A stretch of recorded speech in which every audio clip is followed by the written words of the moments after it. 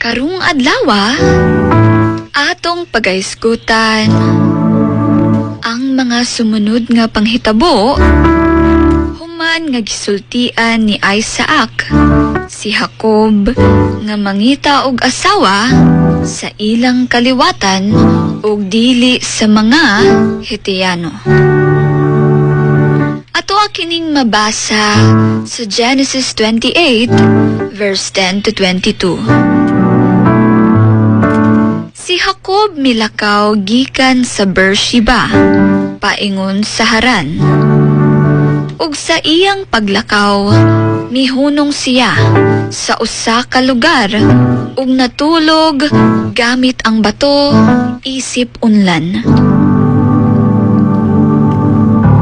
Dito siya nakadamgo og hagdanan nga miabot sa langit. Ug ang mga anghel nagasaka og nagakanaog niini. Nagpakita ang Ginoo og miingon, "Ako mao ang Ginoo ni Abraham ug ni Isaac. Ang yuta nga gihatag kanimo, ihatag ko usab kini kanimo ug sa imong mga kaliwatan." Daghan kaayong musunod, gikan kanimo ug ang imong kaliwatan mahimong blessing sa tanang nasod.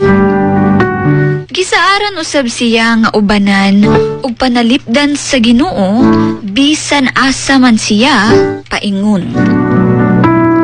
Pagmata ni Jacob, siya nahadlok ug natingala.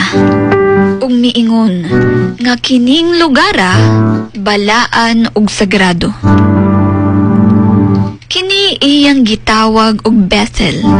Ug nagtukod siya og bato nga halaran ug misaad nga ang Ginoo mao gyud ang iyang pagasimbahon. Kini nga bersikulo ginapahibalo kanatong tanan nga ang Ginoo dili magabiya sa iyang mga anak. Bisan sa panahon sa kahasol ug paglakaw.